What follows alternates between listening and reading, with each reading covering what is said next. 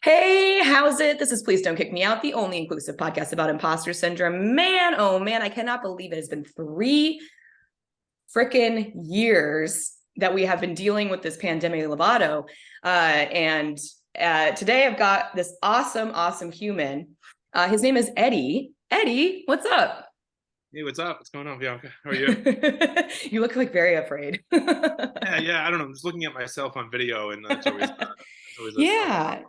Yeah, to my listeners, if you are hearing this in your earbuds or in your ear holes and you're not visually looking at this, we are on YouTube. That will be in the description of the podcast as well. If you're watching on YouTube, hey, how's it? Mahalo. If you're hearing me say some Hawaiian words, that is because I live on Oahu. But if anyone's coming here through Eddie, why don't you introduce yourself and before I introduce myself? Sure. My name is Eddie Mcnamara. I'm born and raised in New York City. I'm a writer. I'm a former chef, former 9/11 first responder, former a lot of things. I do a mental health column. Well, I did a mental health column for healthcentral.com, and I write about a lot of anxiety and PTSD issues. Mm-hmm. And I got interested in imposter syndrome from that, and from being a person with PTSD who was trying to sort of reinvent myself after sort of my first career as a first responder was done. Yeah. And I was moving on to, now I'm a 30-year-old chef, and Yeah. starting at that point. And then I decided, I said, fuck it, let's do it again. Let's reinvent ourselves again, and let's be an author now. Now that I'm like 300 years old, why don't I just become an author? I mean, why the fuck not, right? So Eddie and I met actually in 2020. So I started this podcast. My boss was like, bye, deuces, see ya. I was a marketing director for a title and escrow company, part of a Fortune 500 branch, but the branch of that local derivative doesn't matter. Anyway, they let me go, as many people lost their job. And my husband was getting ready to deploy. And because I had produced a podcast for my previous employer, I knew how to do it, but I'd always wanted to start a podcast. So this idea and this podcast, Please Don't Kick Me Out, it comes from the idea of imposter syndrome. It only talks about imposter syndrome and exploring feeling like you're faking it till you make it. Since launching it in 2020, in March of 2020, I have interviewed people all over the world. But the reason why Eddie's here today and why he's extra special to me is because I saw his article from Health Central. People were sending it to me. I reached out, and then you were on the podcast. And that in season one, when I probably had no idea what I was doing, and I still don't, which is why I have an inclusive podcast about imposter syndrome. I thought it was just really pretty amazing that someone I didn't know or wasn't related to actually read one of my articles. I thought that was, that was kind of, Hey. that was huge. I was like, wow, there's a human being Yeah. who read this thing. So You that was, know, yeah. I guess so this is at the time of recording, I mean, whenever this releases, it's February 23rd, on a beautiful Thursday here on island. And I don't know what the weather's like where you are. shit. No, it's shit. Okay, great. There was an article that came out about a week, maybe 2 weeks ago, on New York Magazine that was about imposter syndrome from a different angle. And I couldn't figure out how to get in contact with the author. I thought about, but I'm also like one person doing this. So like people tag me in imposter syndrome shit all the time, and a Goofy movie shit and Guy Fieri shit and like all this shit that I like because I'm neurodivergent, right? But I like, it's hard because I'm one person. Like I want to do all the things. I want to reach out and interview all the people. But now that we've been kind of sitting in our houses for 3 years, it's like we're all kind of realizing that this is it's a very real feeling. It doesn't really matter who you are. You can actually have issues with this thing. Yeah, no doubt. I mean, especially, just think about anyone, right? Like, think about, just go across the board, and people who had, long-standing careers, no matter what the field was, and things were sort of paused for a minute. So Mm-hmm. you have, people in their 30s and 40s who are accomplished, and they've been on pause for 2 or 3 years, and now they're sort of not really, do they know who they are right now compared to, Mm-hmm. when they Yeah. had like, The Office was so defining for some people, like the fact that Mm-hmm. to a job and had a title, and now they're trying to cobble together something, or they're doing a great job of cobbling together something, but sort of the excitement or their ability to sell themselves and hang their hat on a title is diminished because of these new realities. Yeah. Yeah. So Yeah. it's just fucking weird. I was just commenting, it's fucking weird, man. It's I mean, I know a lot of people. They were writers. They were magazine writers. They were, they worked in Times Square. They worked for, Condé Nast or Hearst or these companies, and now they're in a different world. They're writing still, but they're not sort of at the Glamour magazine, Glamour title anymore. So it's they're still doing great work, but they're doing it in their pajamas at home, and they're not wearing like the outfit to go to like the Devil Wears Prada elevator. So it's a different kind of you see yourself in that regard. Yeah. Yeah. So I have a journalism background. Like that's what I went to school for. Like I was a newspaper editor all through high school. Like I did radio DJ through college. I wanted to do broadcast, but I just decided to do advertising and public relations, and then somehow I fell into marketing, because that's always how it goes. And I've done a lot of different things throughout my career, similar to you, but like still kind of been in the marketing vein. But something I thought right before the pandemic was, good God, journalism blows these days. Like they're not fact checking. They're going to the site. They're like posting these videos. And I felt like 2020, when like ELM was happening, like that huge movement and stuff, I felt like there was no trigger warnings for things. People were just yeeting it into existence. I'm on TikTok, even though I'm 1,000, I'm on TikTok.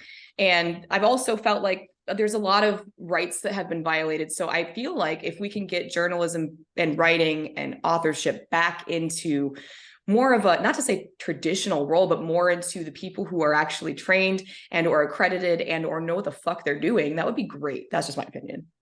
That would be wonderful if you could trust, if the average person could trust journalism to be, to be accurate, to be non sort of slanted, not a version of propaganda. I think that's, and I think it's, I don't know if we mentioned this last time, but a few years back, my wife had, she did a piece for the Times. Yeah, I remember this. Yeah, keep going. She self-fact checked. It was like she checked her own facts, and it's like, wait, that's the paper of record. Like what? Like that's what you're doing there? Like you're the writer fact check themselves. So yeah, that was kind of eye-opening. It was, you think it's just this amazing institution where everything is sort of like, the word of God, and then you're like, oh, just fact check you. Yeah. And at the time of recording this, to touch on some, this is obviously a candid conversation. None of our opinions reflect those of what I'm about to say. But right now, the New York Times is under some fire for their stance on some things for trans rights and LGBTQIA plus rights. And that segues into who I am. So my name is Bianca Wolwick. And my pronouns are she and they. I'm non-binary and I'm queer as fuck. And I have this podcast to share those voices and spaces. I make sure that everyone has a seat at the table. That is just me. That's what I do.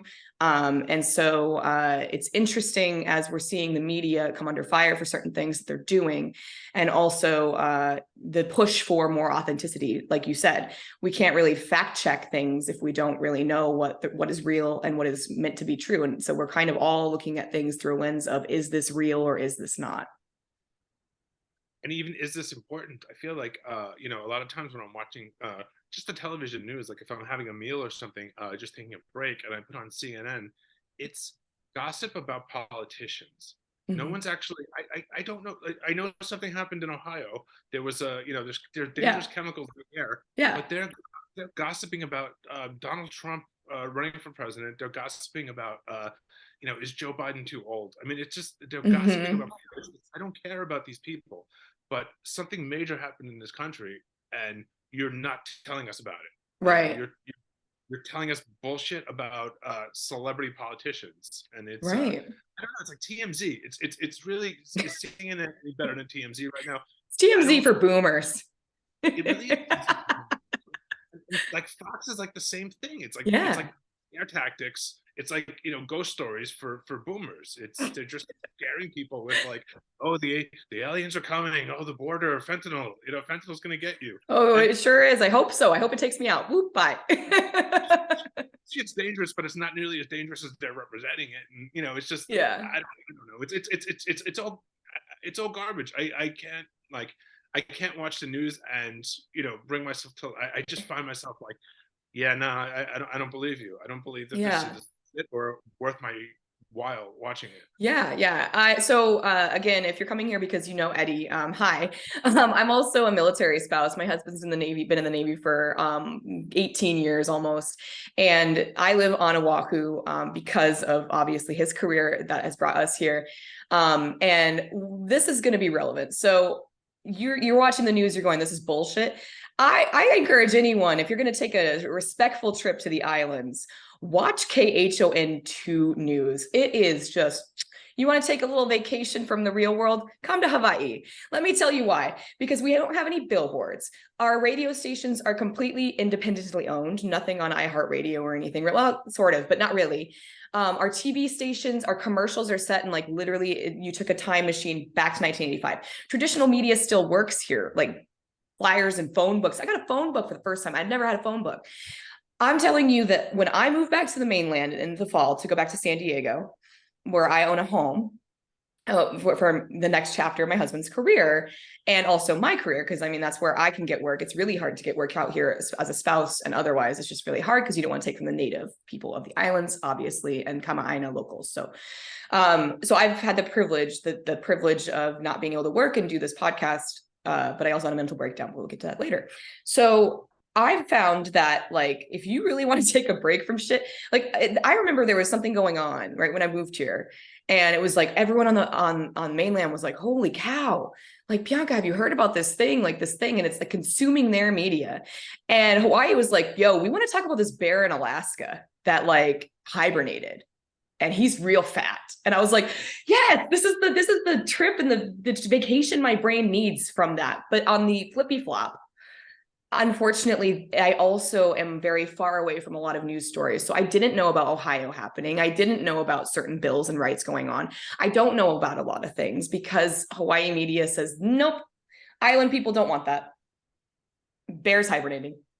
Yeah, that's kind of. I mean, yeah, that's its own version of, I guess, the same kind of thing where Yeah.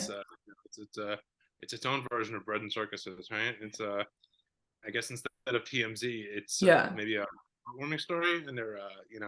Oh yeah, yeah. It's all heartwarming. It's interesting. I'm also, on TikTok, and so I'm part of Hawaii TikTok, which I it's funny to see. Well, it's not funny, but like when someone does something wrong and disrespectful, like it is in my FYP, my For You page, and I see it.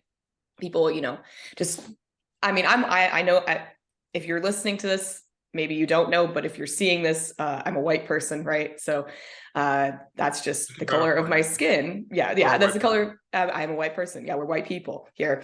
And what makes me different than the average white asshole is that I really care about those things that I was born into without choosing for myself. So I'm all about like native rights and making sure that people respect the islands and all of that. And so there is a derogatory term out here called haole, and that they'll, the locals, especially the native locals, they'll say like, oh, haole, go home, right? So when the pandemic happened, Hawaii shut down. I moved here 2021, and it was still pretty dicey. Things weren't really quote unquote back to normal. I mean, what even is normal anymore? So I was always afraid of being super disrespectful to the islands. And I'll tell you what, after being here for 2 years, hating it for the first year, and now I love it, and I get to spend some more time here, and I finally found my community out here, which took forever. One, we moved from off base onto on base housing, but it's still not technically on base housing. And two, moving closer, I was so far away. I was like on the leeward side, like almost to the tip of the island, basically. And it's like a suburb. Like, I don't know what would be a comparison in New York City, but the best thing I can think is like, I'm from Denver really originally. So like Denver and then like Longmont where my parents live, like that's like the distance of like a 45-minute drive. So it's been just interesting to see kind of my own progression of like what I've known and realized to be true, because there's just like a lot of pain out here. But overall, I thought I was gonna just hate this the whole time, and now I'm like, nah, dude, it's cool. Like, aloha and how's it? Yeah, Yeah, definitely, I guess people can adapt, and especially if you're doing it in a very like mindful and conscious yeah. way, adapting, you'll eventually find your people. I am Hmm. optimistic about that. I think that Yeah, and you can, I think you can even force a thing like that. I yeah. mean, not to say you can put me anywhere and I'll find my people, but I think I will. I think I will too. Yeah, that's a good point. I think I'll start a book club, or I'll start a writer group, or I'll make them. I'll find them. I'll try. Yeah, yeah. Oh man. You know, it's It's crazy because we've known each other through the screen since 2020. Wait, did maybe it was it? Was it 20 or 21? You know, it I was, thought I it was think it might 20. have been early into 2021, maybe, I Yeah. think. Because I think it took a bit to get it booked. And I remember recording with you and it was nighttime and there were sirens, like because it was New York City, right? And I just, I love people who can come onto this podcast and share like their authenticity in terms of like, I don't have it fucking figured out. And also, like, I have switched my career these many times, right? Which I find very insightful. So that's why I'm stoked to have you back on here with video, no less. And like, I've got to keep in touch with you since then. And one, I can tell anyone who doesn't know Eddie and you're coming here or you listen, or you're a regular listener, Eddie is just hilarious on Facebook, which my husband's the same way, but he's more like political towards the military sometimes. And he just cracks my ass up. Like I see his posts with his wife, and I'm just like, they're two cool people that I can't wait to meet one day. So thank you so much for coming back on. You jumped at the opportunity, which I absolutely appreciate. So I guess let's kind of talk about the elephant in the room, 3 years later. Which is, of course, imposter syndrome, as we kind of touched on a little bit, maybe some mental health, maybe some other stuff. But let's just ask the big ass question. So, do you feel like you fit in or suffer from imposter syndrome? In what ways? And what does imposter syndrome mean to your life? Well, I definitely think I fit in. I think before, I felt like I mentioned this before, when I was a police officer, I felt like I was wearing a costume. I felt like I never Mm-hmm. fit into that Yeah. at all. I really didn't. And then when I was doing, cooking, and I did a cookbook, and I was on, Lydia's show, and I'd done a bunch of things like that, I never felt like, I'm a chef and I have something worthwhile to tell someone. Right. That all pales in comparison to becoming a fiction writer. That I really went and found the thing, maybe next to acting, that's like really just full of rejection and people telling you it's terrible. So I spent, probably from the last time we spoke in 2021, I had like some severe insomnia and I was waking up at like Mm-hmm. 2 in the morning. So I decided I was going to write a novel with my Hell partner. yeah. So it's like, I something I discovered recently, but I realized I was doing it back then, is I watched that documentary, the Jonah Hill documentary, Oh yeah. on Yeah. Netflix. I recommend it to everyone. Like, take an hour and a half, watch that. It's his name is Phil Stutz, and he's a therapist. He's originally from New York and moved out to Los Angeles, and his view of therapy um, resonated with me so strongly, because his idea of therapy is that you should be your patient should walk out of their first session with tangible things they can do to help them feel better. Like, I had wasted years in therapy, sort of talking about PTSD and how I got to. Well, how I got there was, the World Trade Center was attacked. Mm-hmm. That's pretty. I didn't really have to mine my memories for how that was. So it was sort of ineffective for me. So one of Stutz's things is to, when you make a decision to do something, be immediate and intense. And that's what I did with this novel. I immediately and intensely, I'd wake up and then get right into it. And Mm-hmm. just, if I'm up, it's 2 a.m. and I can't sleep, then I'm just gonna start banging out pages and pages. And I did that for two. I've been working on that for 2 years, and I finally have a finished, sort of edited version of it. And that was just for that was thankfully immediacy and intensity. Those two things. Yeah. I didn't know where I was doing it without knowing I was doing it, and that's something that I'm using now, and it's a great tool to fight imposter syndrome. Yeah.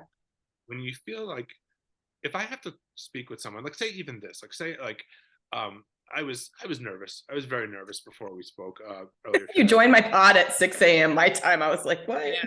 And I had it wrong. I had like Eastern Standard Time, and and I did like this weird Tony Robbins thing where I jumped up and down 3 times to like, kind of wake my brain up or something. I saw Tony Robbins do it on TV, and it was hilarious. And I'm like, Oh, fucking, yeah.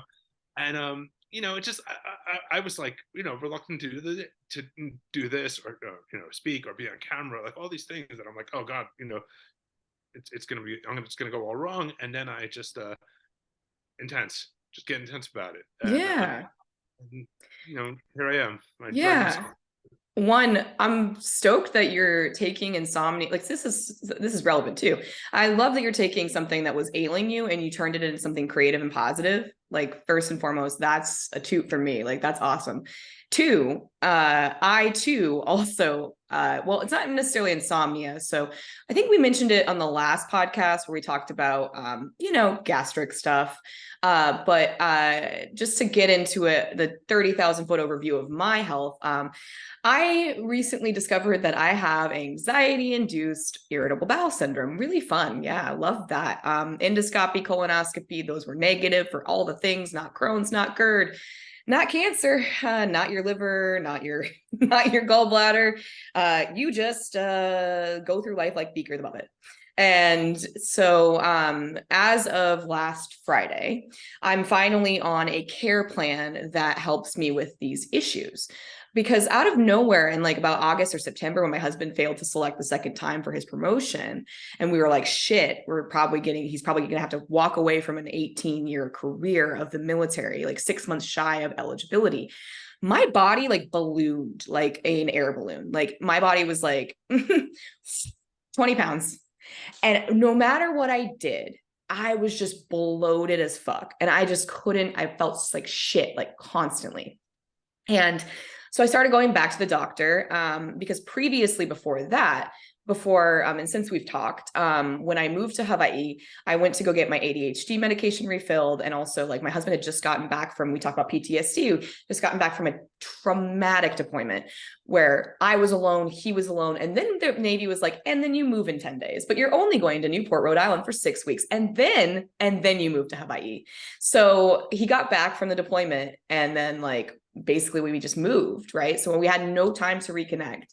And I don't do well with extreme change. So my therapist in San Diego was tracking on, bruh, you have anxiety. Like you have a lot of anxiety and you don't do well with change. ADHD, neurodivergence, like you just don't do well with change.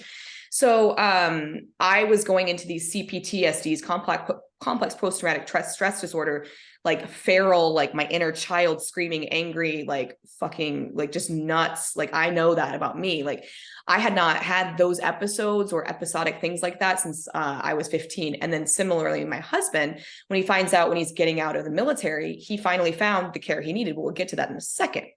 So we get to Hawaii and I'm low on my Adderall. And I've been on the same dosage forever, which was a 10 milligram of an XR extended release. And I've been on that since I've been diagnosed in late term in my 30s, which is very typical for women or women identifying people. Boys were typically squirrely, and then the girls were like, they had ADHD, but they were more demure and like, you didn't, whatever. So I was like 30 when I got diagnosed, turning 31. And then I'm now going to be 34 this year. So I was 32 when we moved. And so I go and I find a doctor because you have to find someone that takes the TRICARE. And I have Select, which means I can choose my provider. But in Hawaii, it's very hard to get substances that are great for what you need. And so I picked the first doctor that I could find that took TRICARE Select. And I said, wish and a prayer, I hope it works. And it did. right? Like I found the person, I had all my documents, like, hi, this is like my doctor saying I have ADHD, my therapist saying I have ADHD, all these other things. And I had documents for my dog being a therapy animal. I had all those documents, which, I had everything, like, right. Like my dog's prescribed to me, like that, whatever. Anyway, get the 10 filled, things are going good, but we're so in extreme change in 2021 that I think I might need more. I'm like, 10 doesn't seem to be working, but also like I'm really depressed, right? Moving to an island, I'm really depressed. So I think I should get an SSRI. So my doctor ups my Adderall to 20 milligrams and then prescribes me Zoloft, which I've heard from medical professionals should never happen. Those two things are not good for you, apparently. I don't know. It didn't work for me. If it works for you, I'm not a medical professional, just gonna say it. So then my husband has to go on a trip. And keep in mind, we're just not doing well, reintegration, coming back from the deployment. It's very traumatic, right? So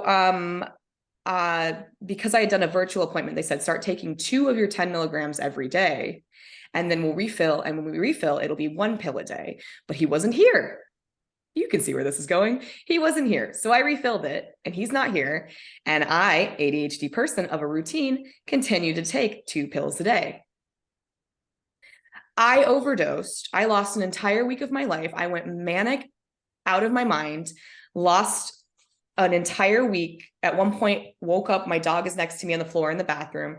My husband had to emergency fly back from Maryland. And he didn't know if I was going to be dead, basically. And when I say that, like, that was the most traumatizing thing. And then living in that house, continuing to live in that house and see the bathroom and see the door and see like all the shit that I did, or see the conversations I'd had with people that made no fucking sense. Like, it was embarrassing. And even so, like it is technically my fault, but also technically their fault. So they released me as a patient so fast because they wanted nothing to do with me after they fucked up. So I got off of Zoloft. I stopped taking my Adderall. I eventually found a doctor out here that did prescribe me the correct dosage, but that took me, not even joking, over 1.5 years. And something you touched on earlier was about therapy, right? Like the right fit, therapist, that kind of stuff. And like, kind of when you were talking about, the movie is called, it's on Netflix with Jonah Hill. It's called You People. Oh no, Like, it's Snuts. Oh, sorry, is this a oh, different it's called Stutz. Okay, sorry. Yeah, Oh, yeah. oh no, wow, I said You People. You People's not good. I don't know why I said that. That's the Eddie Murphy one. That's Oh, the Stutz. Yeah, you're right. It's called Stutz. Yeah. Okay. So what you said about like going to therapy and then having tangible things to take away. Well, the therapist that I got out here, because my California one couldn't care for me in Hawaii. This is fun. Love it. Couldn't care for me in Hawaii. I just chose one that I was like, at the time I thought, well, she works with ADHD. She has ADHD. This should be good, right? I would leave pissed off my therapy sessions, and I came to her broken after literally my brain went to the moon, right?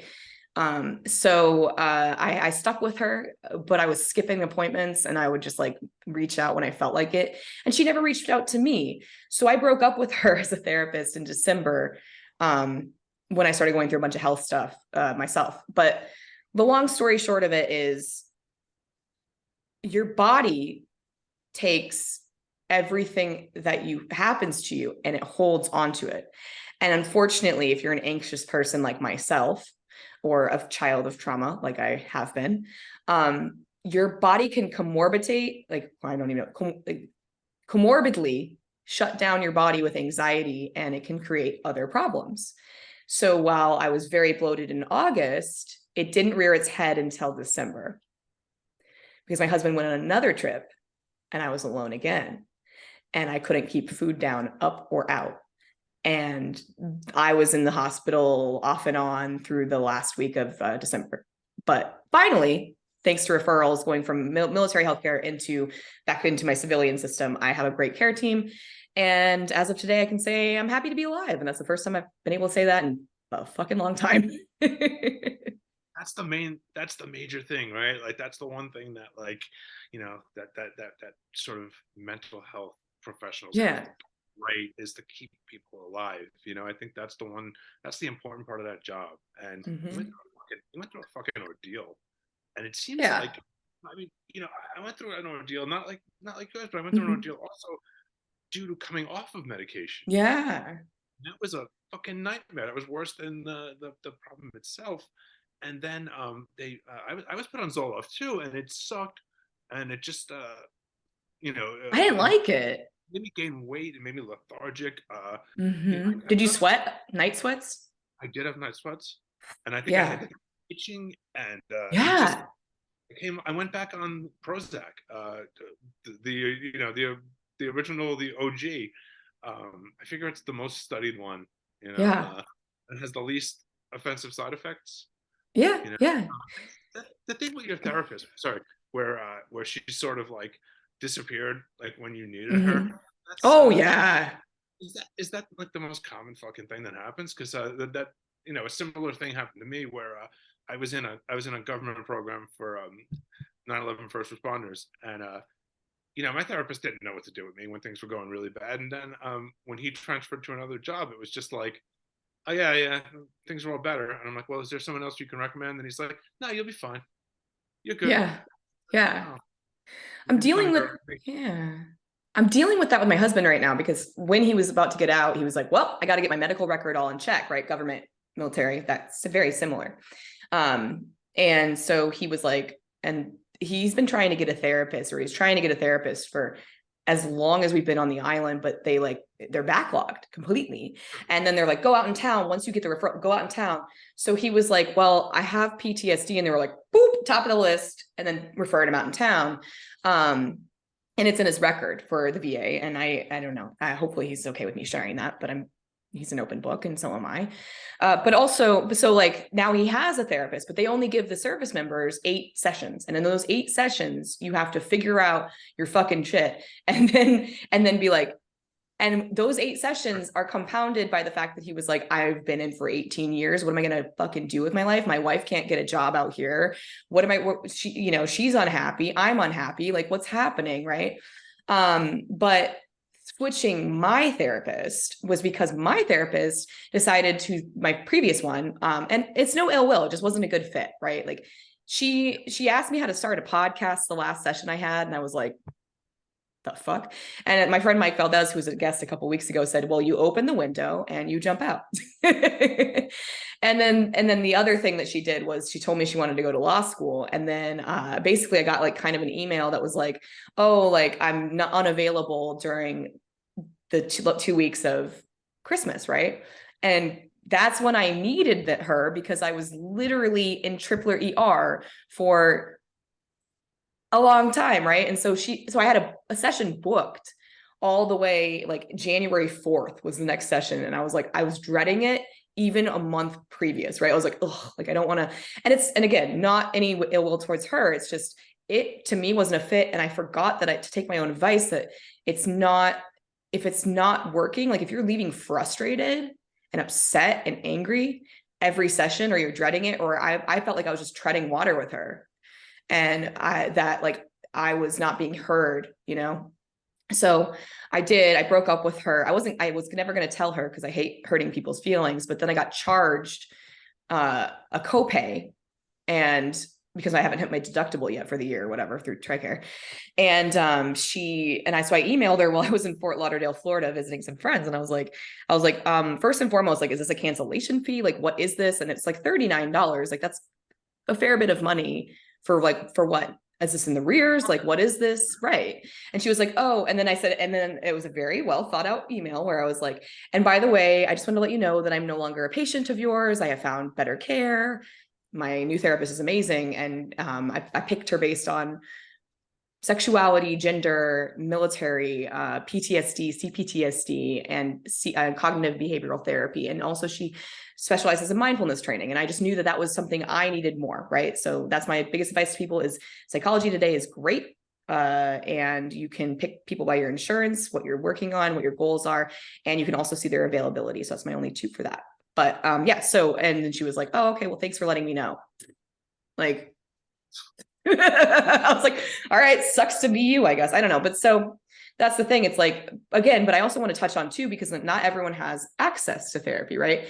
Like, but there's so many resources out there. Like, that's why it's cool that you're an author, because there's so many self-help books and research and TikTok and Instagram and all of these things and these resources. So even if you don't have access, you know, you can at least try and educate yourself, but you have to be wanting to do that. I think, you know, it's you really do, but it is much easier, just to find out that you're not a freak in the world that's the only person experiencing what you're Right. experiencing. I mean, you could just hop on Reddit, sort of, and Yeah. you know, and you know, search a few subreddits, and you'll see someone with similar symptoms. And Yeah.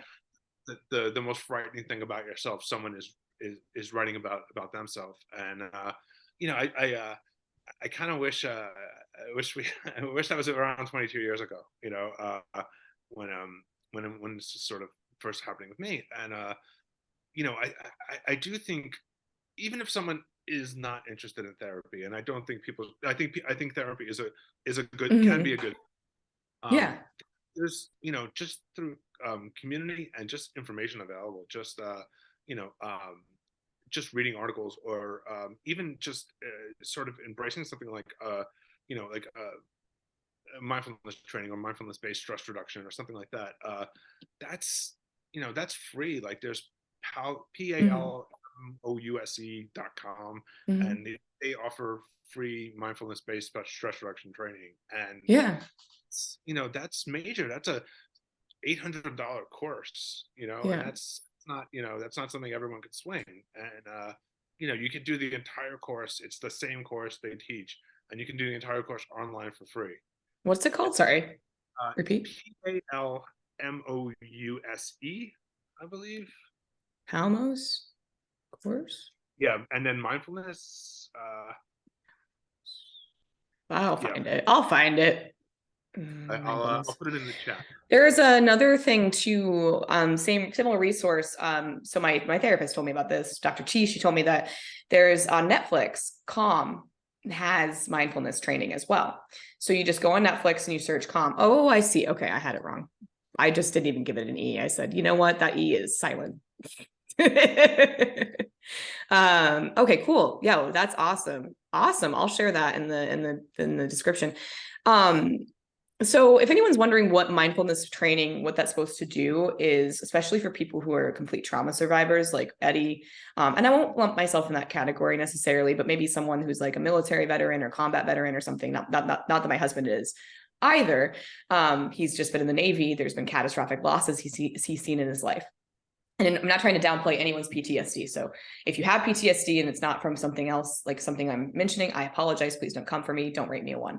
Anyway, mindfulness training helps you stay in the present. And so there's been scientific research that has said that if you keep doing it for 15 minutes a day, you can basically train your brain from the past into the present moment, and you stop worrying about the future. And so I don't know if it's true, but I've been doing it for 3 weeks and I feel great. So I don't know.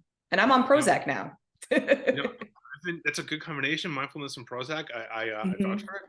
Yeah. I've been doing mindfulness training for since 2018, and many times a day, maybe up to 6, 8 times a day, I catch myself in a spiral.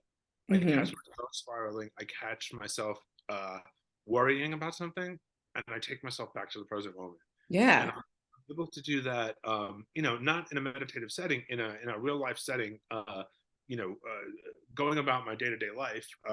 When I start spiraling, I catch it, I stop it, and I bring myself back to the present moment. And it's Yeah. amazing tool. It's honestly, it's, you know, for me, it's as effective as more effective than any medication, or Yeah. it's whiskey effective. Like, you know, Yeah. it's Yeah. like one of the few things that like calms things down. And it really, you know, it I do it all the time, and it's I do it so much that I don't even realize I'm doing it. And I really, you Right. know, I really I think it's such a, you know, and even I can see how, like, people who are even if they're just, you know, just I mean, even if they're just dealing with anxiety or dealing with a life stressor, Mm-hmm. something maybe out of control, or like, a health thing, or Mm-hmm. a work thing, or life issues, and then you can just like you can see how someone under that much stress would, think worst case scenario, and sort of become wrapped up in that. That's not even happening. But when you can bring yourself back, Mm-hmm. you're just, whatever you're doing in the present moment, like you're Yeah. having here I am, I'm having tea, I'm not, all these things are not happening that I've, I'm gonna be out in Yeah. the street, I'm never gonna be able to get a regular job, and everyone's gonna hand me a book, and just all these things. When I start with that, I just, I do the thing. I sort of anchor my feet in the ground. I use my senses, feel Yeah. myself, and then it kind of dissipates.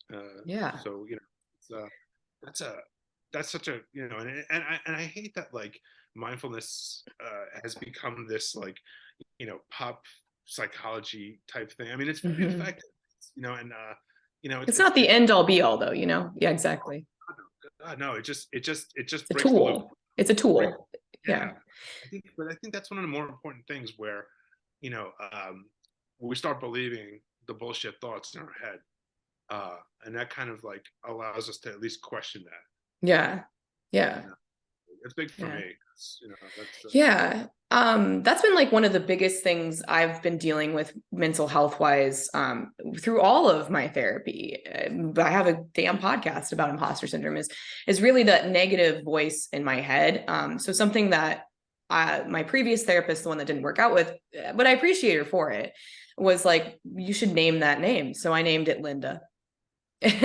But Linda's a real big bitch. She is such a bitch. But now that I'm going through a new set of therapy with my new therapist, which I'm very excited about. I mean, I love talking to her. She's just she cracks me up. She's just a cool person. And I've been very lucky that I've connected with each therapist I've had. I've had 3 at this point now, and even though the care plan I was on previously wasn't working, it doesn't mean that I didn't like the person and we didn't connect and we could have been friends, like, but that wasn't what I needed. So she always encourages me, because I've been dealing with a lot of just a lot of things that have come up, especially with complex post-traumatic stress disorder. You don't know what's going to trigger you. And for me, it's extreme anxiety, extreme change. And with this sickness and this illness, and like, well, it's not even an illness, I guess it's just part of my life now. I couldn't be on anything to help. Like, they tried me on Xanax to fly, and someone stole my Nintendo Switch, and then I lost my damn iWatch. And then now I'm on a beta blocker as needed, which I haven't felt like I've needed it.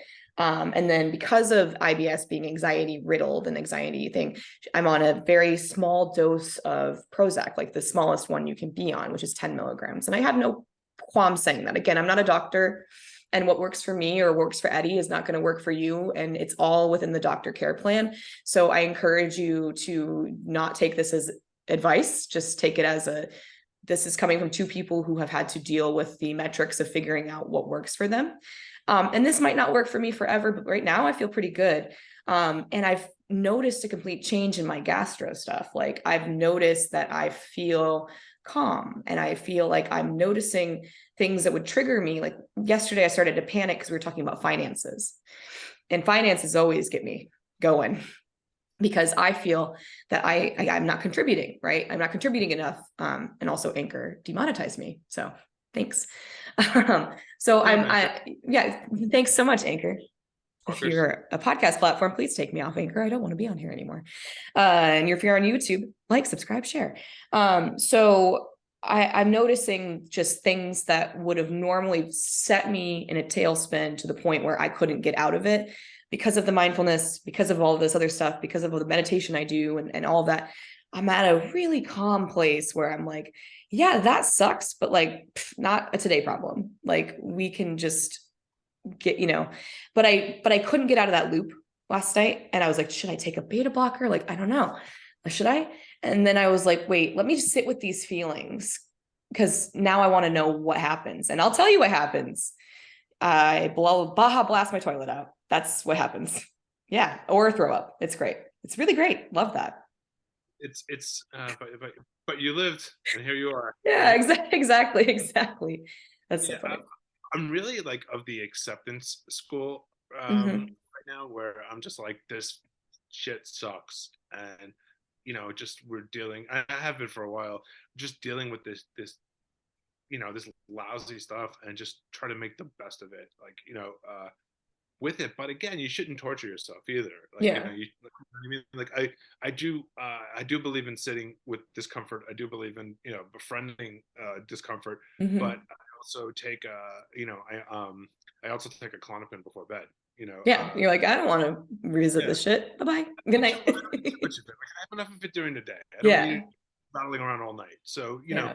um, yeah, again, like that's not something for everyone, but it's kind of what allows me to live my life the way I do now, Hmm. and there's also there's like and then to take that a little further, like Hmm. embracing the suck of it all is when I have to do something and I'm panicking, and this Hmm. doesn't work all the time, but like it's also in the Stutz it's in the Stutz film, Okay. and he's so like if you're have to step out of your comfort zone and do something you really don't want to do or you're afraid to do, you recognize the feeling as pain.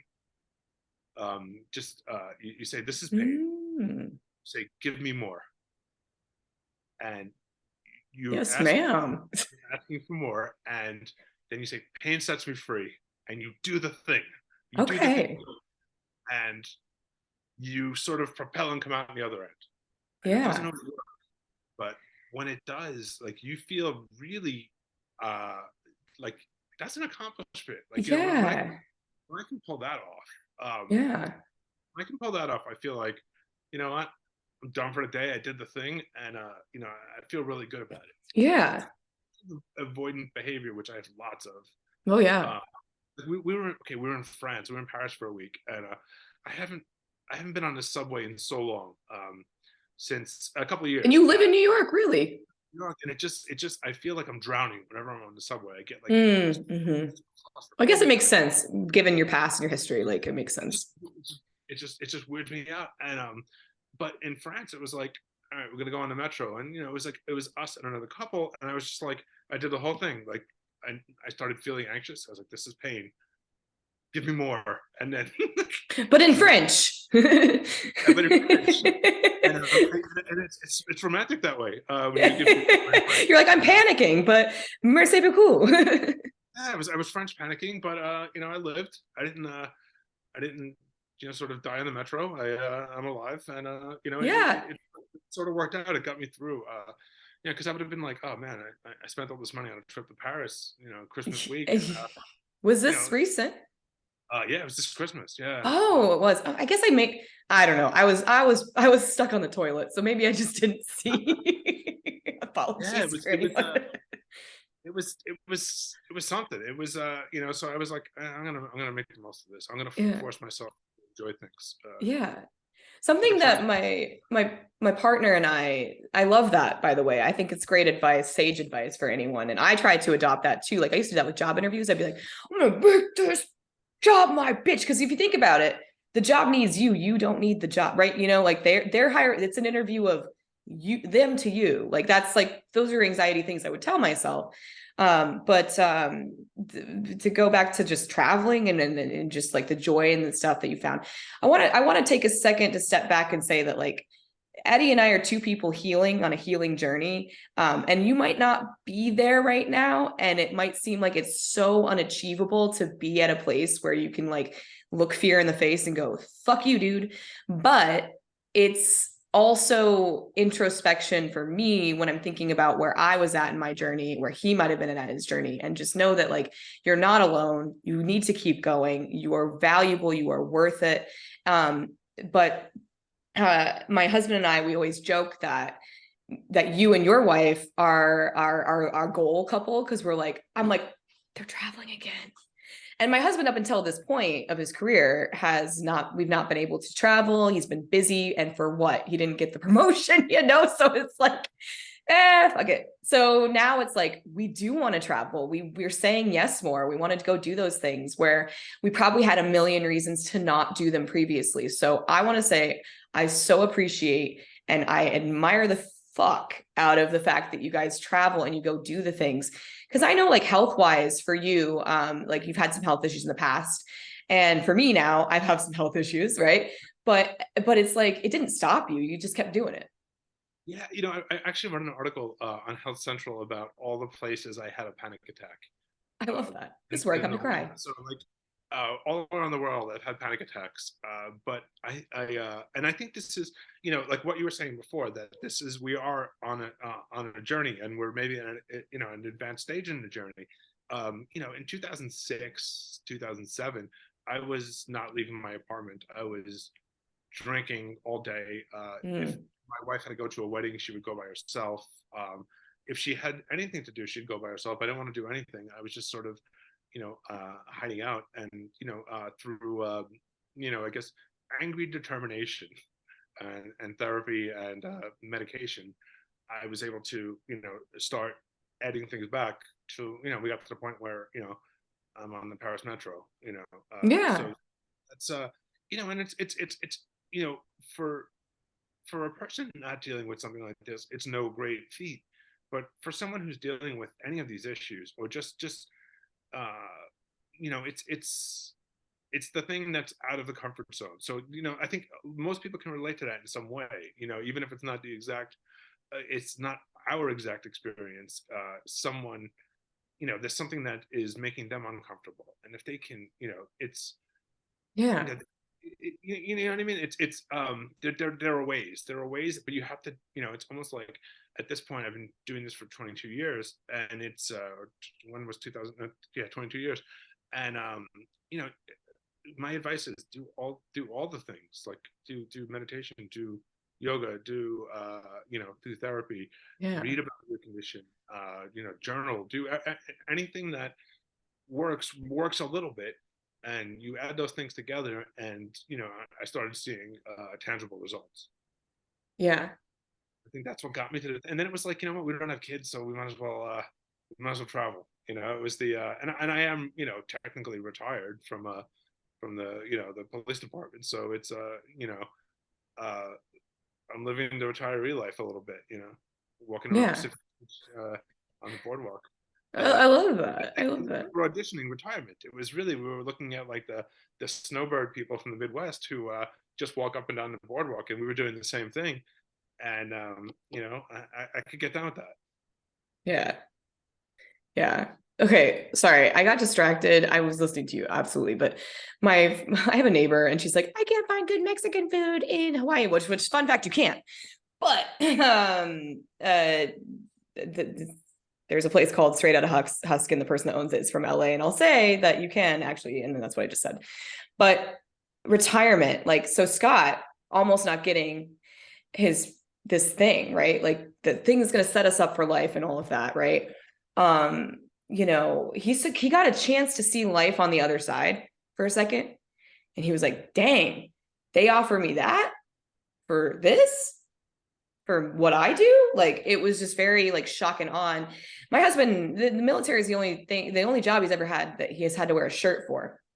So watching him go through thinking he was almost going to get out and then stay in. And it's funny because we say retirement and he's only going to be like 38 or 39 when he retires out of the military. He'll be collecting that pension because he's now owed that pension. But at the same time, like, retirement for you and me, because we're different age brackets, but we're still, similar enough. It's funny because it's like we think about it all the time. We're like, what do we want to do when you get out? He said something to me. He was like, when is my dream gonna happen? And I was like, bro, I'm sorry, we're living your reality right now, man. So I don't know what you mean there, because we own our house in San Diego and we love it. San Diego is the only place I've ever truly felt home, and because I was born in Minnesota, moved to Colorado when I was 10. And then I met him and we moved to San Diego because he's in the military. And then we moved here. And so, like, I like it here. It's fine. It's a place to live. But San Diego for me is my community, my home, my life. Because San Diego is an easier city to love and appreciate than I think LA, which is where he's from originally. And for me, LA, I've just never, I feel like I'm not cool enough to be in LA. ever. You're definitely cool enough to be in LA. I You're liked New definitely York. I liked New York. you're definitely cool enough to be in LA. I like LA, but I don't know if I could ever live there.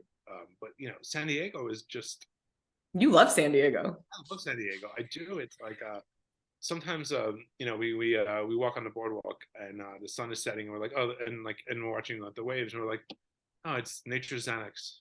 And Yeah.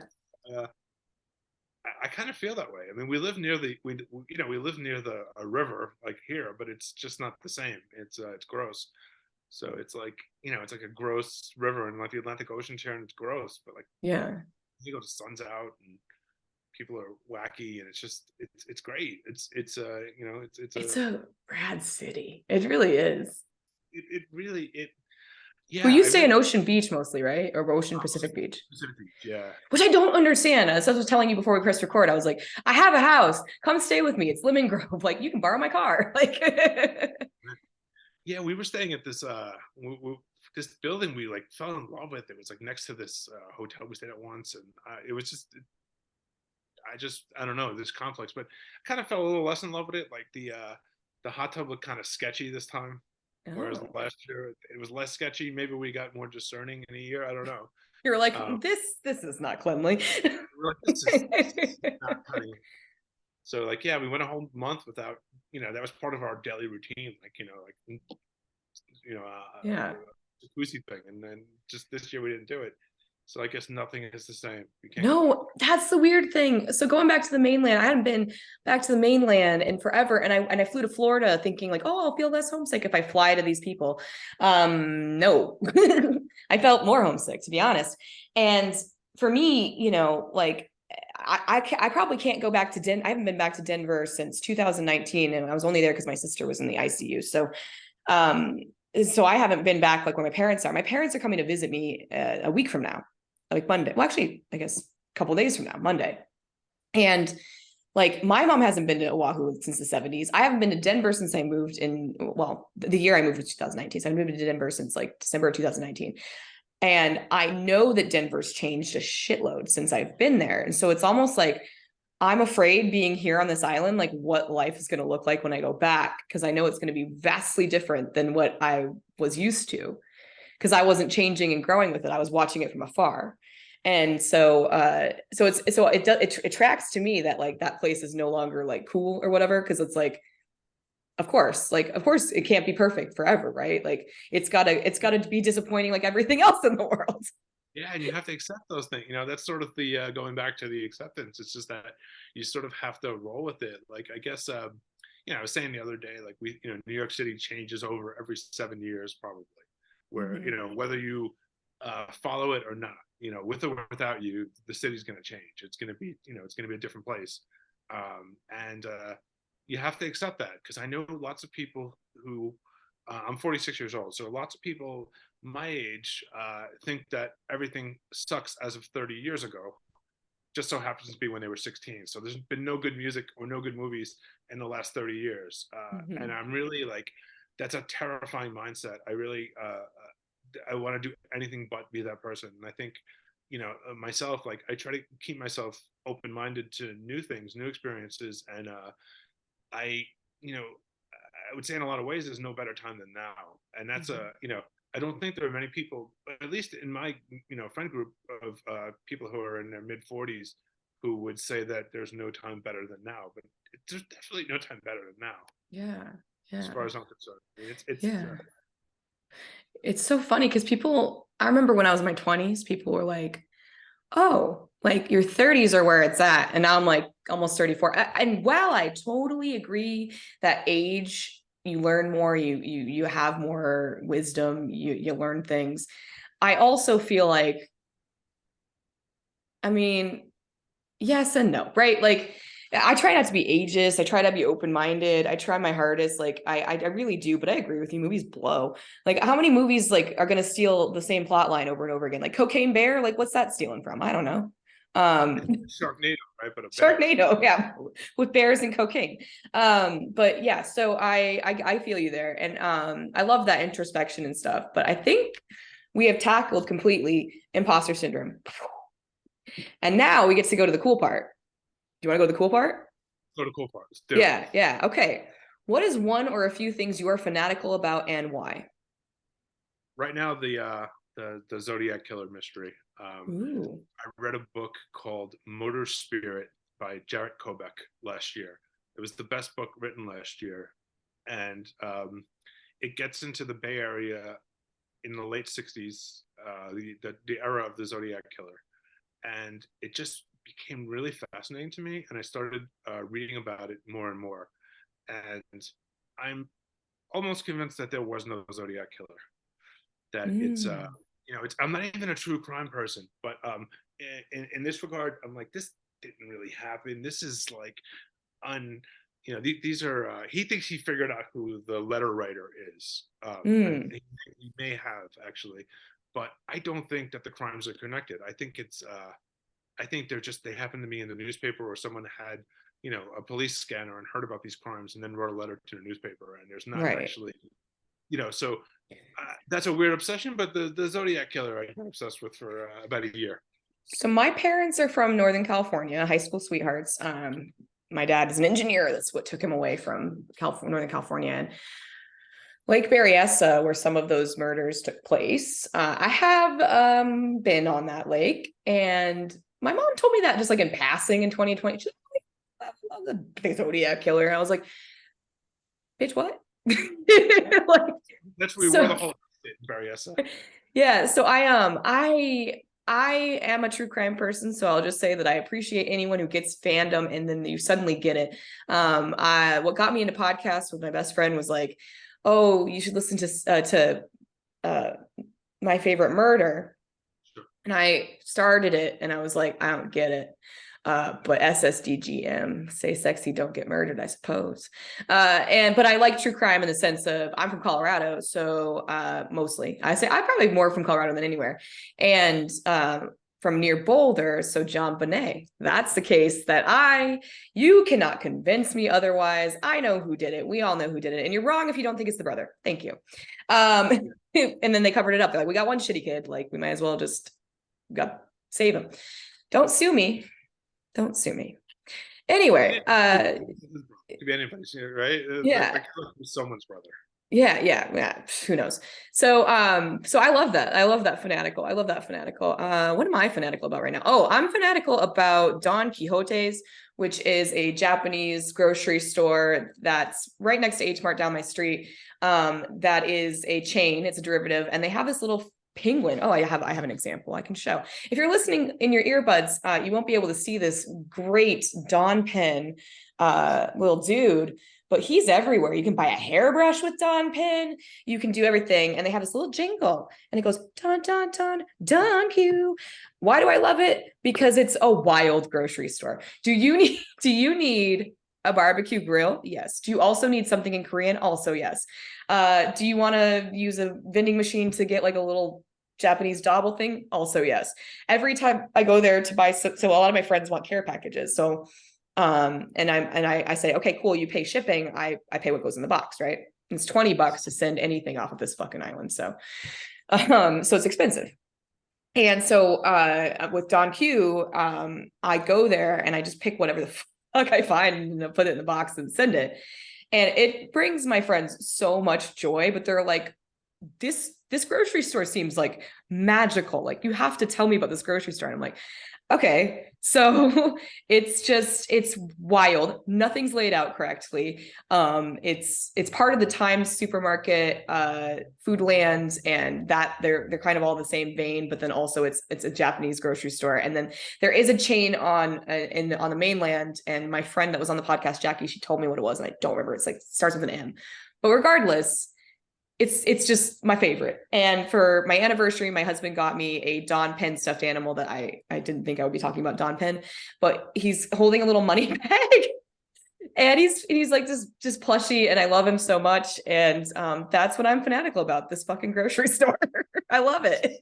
I'm just fanatical about that place too. I kind of want to go now. Oh my God. It's like, if you before I move, if you somehow take a trip to Oahu, obviously you guys can stay with me. I always tell people that we have air mattress. We'll let sleep. good too. Those are Yeah, nice. yeah. So, well, I'm giving my parents my bed when they visit. My mom was like, "We will sleep on the couch." I was like, "Not your 60-something-year-old ass sleeping on my gross couch. No way." I was like, "I'll sleep on the couch," because my parents are gonna go to bed at like 6 p.m. Yeah. So that's my fanatical. I love it. It's wild. I just, and it's one of those things where if you're new to the island, like, so it's funny because it's the Don Q here, there's a bunch all over, but their Don Q here is right next to an H Mart that just opened, and then Don Q was like, oh shoot, we have to compete with the Korean people. And then like, so they're next to each other, and there's like a battle of the carts in the parking lot where if you have a Don Q cart, oh no, the H Mart people won't take the H Mart cart. Like it's pretty fucking funny to me. I find it funny. And I love it. I love it. That's what I'm fanatical about. Grocery stores, always grocery stores, because I'm 34 and I'm boring. Good thing to be fanatical. Okay, and then that segues into unpopular opinions. As I always say, unpopular opinions are like buttholes. Hopefully you have one. But as long as they're not racist or homophobic and they're inclusive, I don't really care. So, do you have any unpopular opinions right now? I mean, I think all my opinions are unpopular. You said that last time. Yeah, and I stand by that. And I think pro wrestling right now is going through a renaissance. Oh, The storytelling in okay, so I think that Emmy awards should be given to this man Roman Reigns. He's a professional wrestler. He's the WWE champion. He kind of looks like Jason Momoa. He's a really good looking man, and oh, right, he's a good looking dude, and he right now has been in a storyline with his family. It's called the Bloodline, and he's The Rock's cousin, and some of like the great Samoan wrestlers are his family members, and yeah, he has so he's it's him and his cousins, and it's like he's running it like a mob family. So it's almost like prestige. So okay, my unpopular opinion is 2023 pro wrestling, both WWE and AEW, are prestige television, and the writing is to that level right now. The I love storytelling it. is long-term storytelling. It's very focused on and it's like the stories that you would get from like say The Sopranos. Like this bloodline thing is like The Mm-hmm. Sopranos. Then there's Dustin Rhodes, the son of Dusty Rhodes, who was a great former champion, but he's never been able to become the champion on his own. So he's trying to like fulfill his dad never won the WWE title, so he's trying to fulfill his dad's dream. And it's like these really amazing storylines, and there's been a complete in the past, I'd say 3 to 4 years, a complete revolution in women's wrestling where it's millions of people are watching. It's a draw. Yeah, It's fantastic, and sort of a lot of the show stealing moments have been in women's wrestling. So I think professional wrestling is prestige television in 2023, and that's not a popular opinion. I like that. No, I like that. So I put. I'm gonna share my screen real fast here. I Googled him, as you do, and uh, so Roman Reigns, born in Pensacola, probably the most exciting thing to happen in Pensacola fucking ever. But yeah, no, like that he's got the Tonga kind of, I mean, maybe I'm misspeaking, but he's got the tattoo for sure. I love it. I love Samoan people. Anyone with Samoan descent, they're great. I mean, that's one of the coolest things about living on the island. So 1000% I agree with you. Do I watch wrestling TV? No, because my parents wouldn't let me when I was a kid, but I want to get into it. I have like bucket lists of things I want to do. I want to go to a monster truck rally. I really do. I want to someday I want to watch NASCAR. I don't know why. I want to go to do red things. And then I also really, really, really want to see professional wrestling. So I love this opinion. I don't hate it. I think it's great. And I appreciate it. That's great. Thank you. And I don't know why I was like, I gotta go to a monster truck rally. We never got to. There was always them in Denver, and we never got to. But that does not even segue into it. The favorite question of mine, and I don't prepare people for the fact that there's a spicy second portion of this question. What Muppet are you and why?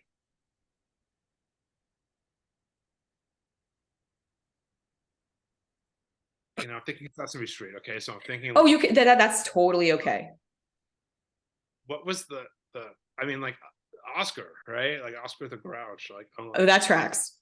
I'm just like fucking trashy and grouchy and just like, just surly. And I feel like sort of a little bit of Cookie Monster too. I love it. Kind of a Cookie Monster, like Yeah. Yeah. in a very literal sense. And who is it like?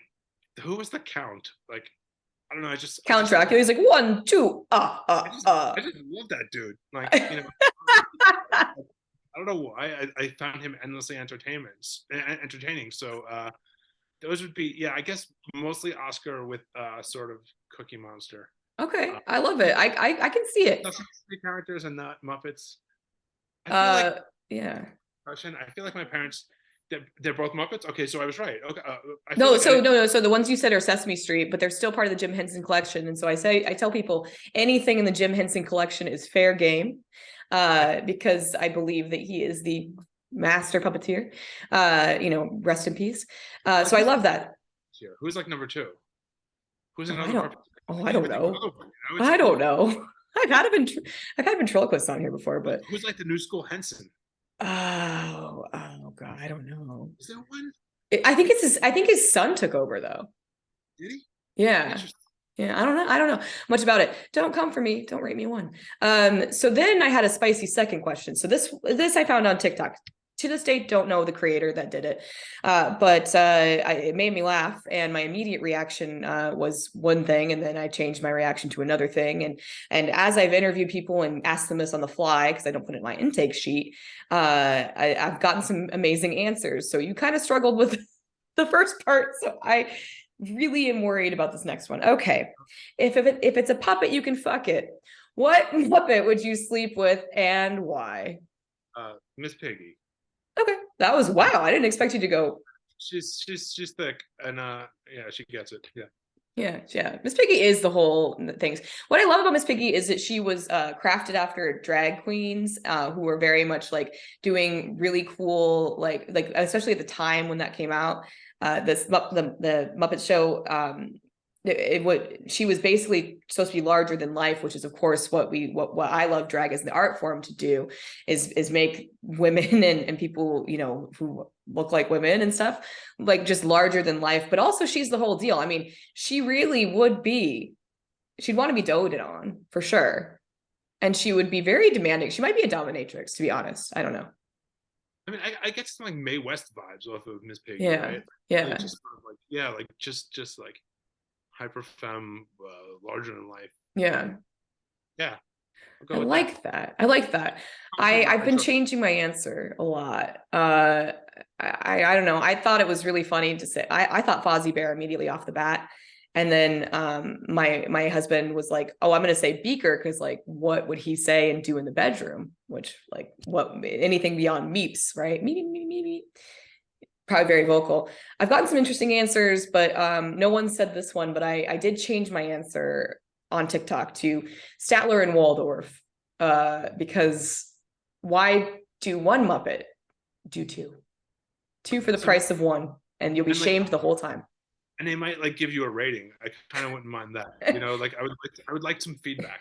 So, and they aren't afraid of sharing their opinion. So maybe I would smash there and then see what they say. Like, They'd be like, "Wow, that was the worst performance I've ever seen." yeah, which really isn't my kink. So I don't know if Yeah, that I would. don't know. Humiliation's not really for me either. That wouldn't really work. I think I'm gonna go back. I feel like I'm so obvious now with this Miss Piggy thing. Yeah. Like I really. Oh, you got to think on it. Maybe you got to Google them. Yeah, you know what? I feel like when I was a kid, I really didn't watch a lot of kid shows. Yeah, And it's a different time. I feel like I missed out. I guess I watched a lot of wrestling, and Yeah, it's like, what wrestler would you sleep with and why? Obviously, yeah. Macho Man. Of course. Oh man, my husband has so many Macho Man Randy Savage shirts, and slowly they're getting pared down, but he keeps accumulating them. And I love him to death, but I'm like, babe. It's just a Macho Man shirt every day. Like a man, like why couldn't a man just wear a Macho Man shirt every day? Oh, I'm cool with it, unless it's the same Macho Man shirt every single day for the rest of your life. You want to switch that up a little bit, but Yeah. I mean, also like, what if using him as like a sort of like a fashion inspiration? using the Macho Man as fashion. Okay, let's pull up as my screen share here. So for anyone, if you're young, you might not know who Macho Man Randy Savage is, but he is from the golden age of wrestling. Let me just share my screen because he's just a goddamn delight. Tastefully dressed. So tastefully dressed. I mean, really, like The pull one cowboy up. hat. The cowboy hat does it for me, to be honest. I'm gonna start doing drag, and you bet your ass Randy Savage is gonna be part of that. Why is it blurred? Why can't anything work today? Let's go into images. What? Give me the images. There you go. It's like watching an 84-year-old use their computer. I'm so sorry. Come on. You can do it. Oh yeah, yeah. Hell yeah. Perfection. Oh, even this. Why are we doing multiple windows? Look, I'm not a professional here. If you're listening in your earbuds, my computer decided to just take a poop. Artwork. I mean, we could go down a rabbit hole for days, but yeah, that is beautiful. If you're listening, we are looking at a bunch of photos of Macho Man Randy Savage. He's currently wearing a orange cowboy hat, stunner glasses that are orange and black. So he's really feeling his Halloween fantasy. Gold sequin, almost like cowboy with like the tassels. I don't know what you'd call that. Fringe going on. Oh, and also like those gloves, like the hand gloves, as if he's about to go do some calisthenics. I mean, really, just wow. The man who knew how to dress. The man really knew how to put the man said the 80s were full of cocaine, and I am cocaine, and that is everything you need to know about Randy Savage. And it's so funny because, you know, like we'll go out in public out here and he'll be wearing a Macho Man Randy Savage shirt and he'll be like, babe, see, look, they like it. And I'm like, yeah, I adore the fact that you love Macho Man Randy Savage, but you own 3 shirts. One's a button up that I bought for you that's really fucking cool from Roosevelt's, and you never wear it. And that one, it's Macho Man Randy Savage, red, white, and blue, and he's on fire with an American flag. Yeah, he owns it. I bought it for him. My wife gave me the flare shirt from Roosevelt's. It's like there's like a limousine, and you know, but now as someone who has in the past worn wrestling shirts, I feel like it's too much attention from dudes. I feel like too many guys want to talk to me and about wrestling. And it's like, you know, it's like I'm friendly to a point, but like, you know, like we would go to like metal shows or something, and if I'm wearing like, there was a shirt and said Gucci on top that had Ric Flair on it, like, you know, like a crazy robe, and dudes were coming up to me all day like I was the mayor or something like that, and talking to me, and the mayor of Wrestlingville. And then I was just like, I just can't do this anymore. I have to retire the wrestling shirts, and all I have left is the Roosevelt's the Ric Flair button up, and it's you know, that's a beauty. Yeah. So I have Roosevelt's shirts I purchased. We took some photos a long time ago. I would pull up and share my screen, but it doesn't matter. All you need to know is that they had a clearance sale of these pizza, like with pizza slices all over them. And my husband and I both have, so I have a pizza slice on my wrist. That was my first tattoo ever. My husband has the rest of the pizza slice that he got when we got married. And this is a long standing story of like getting it removed and then getting it re-inked. And then he got the rest, and it's blah, blah, blah. It doesn't matter. So we got these shirts, and with my dog, who has since passed away, my rescue dog, Murphy, we took photos in a park with a Little Caesars pizza with these shirts. And so there's this account on TikTok called _girl. They're also on Instagram. I've talked about them ad nauseum on this podcast in season 3 about how much I love them. This week they sent me a package. It came with like these Jinko shorts that were phenomenal. And then also a Shrek instrumental soundtrack of Shrek, the movie. And they're great. Love them. But anyway, I sent them a box that included my husband's naval jacket from like his whites uniform that doesn't fit him anymore. Because he's like, I'm never going to need this again. He's like, because I'll have to get one that fits, right, for his ceremonial jacket. So I sent that, and I sent like all this other shit from our closets, because I was like, well, if they're going to sell this, like the concept is it's like QVC, but like they're your age bracket, right, Gen X. And it is wildly funny. I've bought so much dumb shit from them. I'm banned from buying more dumb shit from them. But I sent them a box of shit to sell, and they make the funniest fucking videos with it. It's so great. It's _girl on Instagram and on TikTok. And they basically they had like all of these videos where they will be in the shirts that I sent. So I sent both the shirts because I was like, I don't need these. So I sent both the shirts, and they'll take the video in the shirt and they'll be like, Bianca, why are you getting rid of this? Bianca and Scott, like is what they say. And like, why are you getting this? It's Peach, and I think her husband, I'm not sure. They're in LA. It's wild. That's all I'll say about it. But Roosevelt's, they're high quality products. And I'd love to buy more, but they're not that breathable for out here. So no, they're not. Like you put it on and you're sweating. That's another reason why I got rid of them. I was like, yeah, it's someone else's problem. But yeah, that is funky material. Yeah. we got all the way to wrestling twice. I mean, I'm proud of us. Last question as we wrap up. Or you were going to say something. Oh no, I know. I wasn't gonna say it. I was just really pleased with myself that we got to talk about wrestling twice. Yeah, we'll do a third time and another one. Thank you. No, just kidding. But I'll talk to you about wrestling all day. I would love to go to a wrestling show with you and your wife and my husband. I think you get a real big boner for it. I think you'd be very excited. It's amazing, and you don't even have to watch what's happening in the ring. If you just people watch at a wrestling event, you'll have the time of your life, because there will be multiple, maybe a third of the place will have a championship belt, as if they're the champion, and it's not necessarily cosplay, it's not necessarily LARPing, but it's not that either. You know, that is so funny. It's like amazing. It's like cosplay for fragile masculinity. It's amazing. It's so amazing.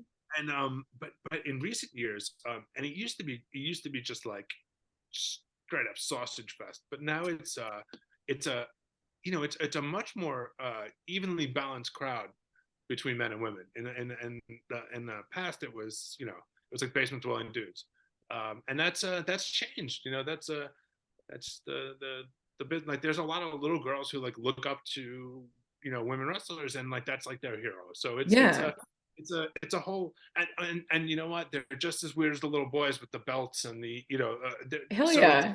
It's that's the fun of it. I mean, the matches are cool, but the fun is sort of people watching, wrestlers making fun of the crowd getting angry.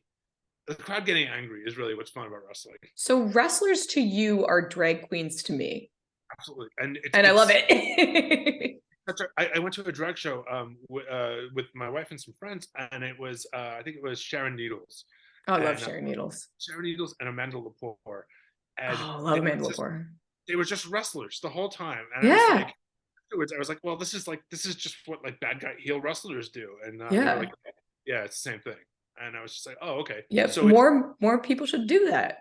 It's like it's like the Venn diagram between the two is a circle between wrestling. The limit doesn't exist. It's the same. It's the same thing. Like Sharon Needles is a professional wrestler without wrestling. I love that. That's like the biggest takeaway. And I already thought of the title of this podcast episode because I tried to do something clever. It's going to involve wrestling. I love it. I'll workshop it with you. But so you've already answered what made you happy in the world, so I'm not even going to ask you that. As we wrap up, where can my listeners find you? If you're coming here for me, I'll do that for me, and we'll wrap up. It's on Instagram. It's at Toss Your Own Salad. That was the name of a book I wrote in the past. And yeah, find me there. Find me on Instagram or Eddie McNamara Twitter. And yeah, be my buddy. And I'll say a lot of dumb things, and I'll post a lot of dumb stories, and try not to take most of what I say seriously. And yeah, we'll get along great. Yeah, I love that. Again, Eddie, man, I just love you, dude. I can't wait to meet you and your wife soon. I know we will, and I know we'll have like the time of our lives. Like we'll be like, what? Because my husband. Let's go to that tiki place in San Diego. Bali High? Fuck yeah. Yeah, Bali High. Yeah. Bali High is cool. Bali High is cool. There's also that one in Pacific Beach, but we'll chat offline. Anyway. Yeah. So thanks you for everyone for listening. If you're watching on YouTube, thank you so much. Mahalo nui. Appreciate you. Really appreciate all the good vibes, all the aloha vibes that you guys give me. I've been doing this for 3 years. I'm very proud of it. It's so great to have Eddie on the podcast, on the actual video, and as well as in your earbuds. If you like what you hear, please like, rate, share, whatever, tell a friend. I have merchandise from the lovely Lara, Yay Graphic Design, my graphic designer. She's my brander. Go to pleasedon'tkickmeout.com/shop. Oh, and if you liked it, like, subscribe, rate, share, tell a friend. Apparently subscribe to me on Spotify because Spotify doesn't want to pay me money anymore. Yeah, so that'll do it. Thank you again for listening to Please Don't Kick Me Out, a podcast about imposter syndrome. Mahalo. Later.